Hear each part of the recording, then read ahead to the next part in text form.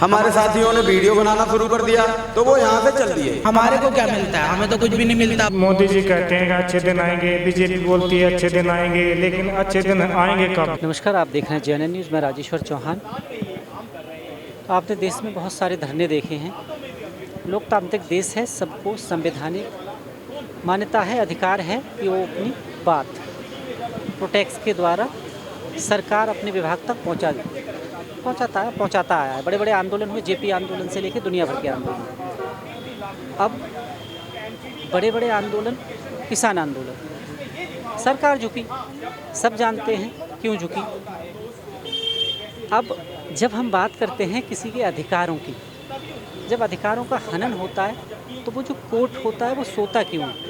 ऐसा नहीं है कि उसे पता नहीं होता है। सरकार या PM या CM सारी जानकारी रहती है, क्योंकि उनकी निगाहें चप्पे चप्पे पर होती हैं। यहाँ भी हैं, और आप यकीन मानिए सरकार से लेकर प्रशासन के लोग यहाँ पर हैं, इस धरने में भी मौजूद हैं। उनकी ड्यूटी यही होती है कि आप नज़र रखें। अब मांग जब जायज़ है इनकी, तो क्यों नहीं सरकार मान रही है? क्यों जद्दोजहद उठानी पड़ रही है? दिवाली से लेकर नवरात्रि सारे चले गए हैं, पुलिस प्रशासन आ रहा है यहाँ से उठिए। दबाव है, दबाव किसका है? सरकार। और इनके जो बॉस ऊपर बैठे हैं, गेट सामने आप देख रहे हैं, अभी निकल रहे हैं, वहाँ से अधिकारी बड़े बड़े निकलते हैं, यही गेट है। पर यहाँ जो बैठे हुए हैं, ये जो कर्मचारी हैं, वो गेट इनके लिए बंद है, वो इस गेट से नहीं जा सकते। अब हम बात करें इकबाल राजा साहब, नाम में राजा है। आप सोचिए कैसे राजा हैं। जब वो अपोजिशन में थे तो ये वही लोग हैं, इनके लिए आवाज़ उठाते थे, क्योंकि सरकार अलग थी, केजरीवाल सरकार थी, आम आदमी पार्टी की। कहते थे देखिए सरकार कुछ नहीं कर रही, हनन कर रही है, हम करेंगे, हमारी सरकार आनी। और इनकी सरकार आई तो ऐसी आई, तीनों जगह यही है सर। इससे बड़ी पावर कहाँ होगी? LG साहब इनके, CM साहब इनकी, ऊपर PM साहब इनकी।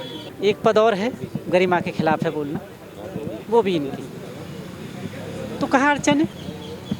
दे तो सकते हैं। ऊपर से जवाब आता है फंड बहुत बढ़ जाएगा, ये भी मान लेते हैं, बिल्कुल बढ़ जाएगा।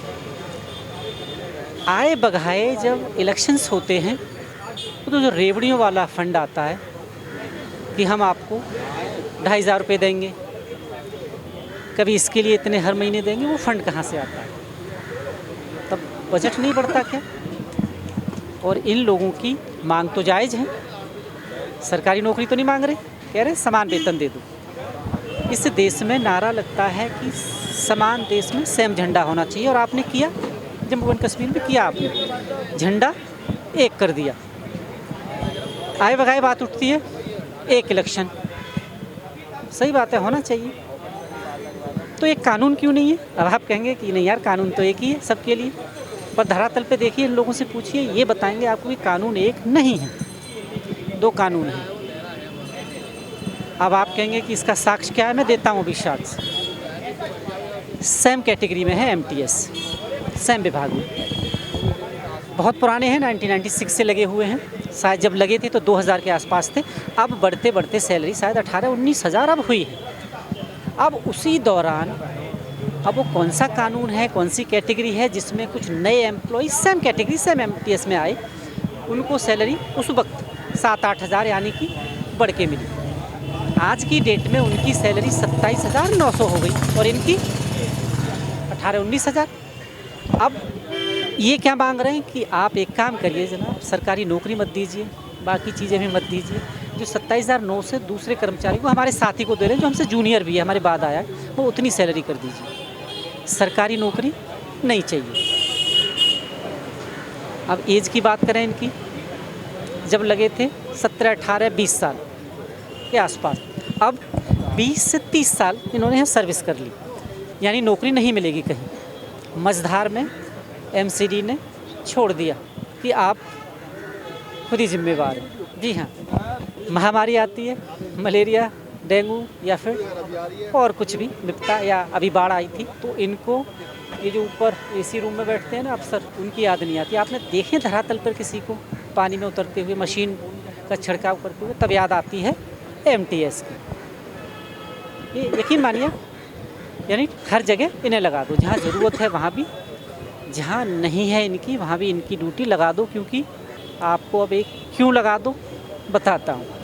एक समय था, बधुआ मजदूरी सुनी होगी आपने, बधुआ मजदूरी चलती थी। बड़े बड़े लोग जो होते थे, रईस, वो गेट बंद करके अंदर बधुआ मजदूर रखते थे कि भाग नहीं पाएगा। अब जो इतने लोग देख रहे हैं संख्या में, ये बधुआ मजदूर हैं जनाब। राजधानी दिल्ली में बधुआ मजदूर इतनी संख्या में आप पहली बार देखेंगे। अब आप कहेंगे कि हवा में बोल रहा हूँ, हवा में कोई बात नहीं कर रहा। अगर किसी से ज़बरदस्ती काम कराना, उसके अधिकारों का हनन करना, ये धमकी देकर कि अगर वापस नौकरी पे नहीं आए, अगर आप मांग कर रहे हो कोई अपनी, वापस नौकरी पे आओ नहीं तो आपको नौकरी से निकाल दिया जाएगा, तो इसको क्या कहेंगे? बधुआ मजदूर। यानी डरा धमका कर किसी से काम लेना, उसके अधिकारों का हनन करना, भीमराव डॉक्टर बाबा साहब के संविधान के विपरीत जाकर बधुआ मजदूरी है। परिभाषा बदल गई है। वो साहूकार थे, ये अफसर हैं, राजनीतिक लोग हैं, बड़ी पावर है। अब कोर्ट को ये नहीं मानते, कोर्ट के कई फैसले इनके हक में हैं, नहीं मानते जनाब। अभिमानना सीधा सीधा लागू होता है। एक आम इंसान कोर्ट के फैसले को दरकिनार करके देखिए, शायद वो ऑफिस होगा, जब तक घर नहीं पहुंचेगा पुलिस घर पर होगी कि आपने कोर्ट की अवमानना कर दी। तो कानून किसका, इनका या इनका? अब आप फैसला करिए, आप सोचिए, मांग जायज़ हैं या इनके हिसाब से नाजायज़। सरकार वायदा करके वायदा फरामोशी कर रही है या इनके साथ कुछ करेगी? पुलिस प्रशासन हटाएगी या इनका सपोर्ट करेगी? आप देखिए और डिसाइड भी आप करिए। आप देख रहे हैं JNN news. Cameraman Ravi Kumar के साथ मैं राजेश्वर चौहान। धन्यवाद।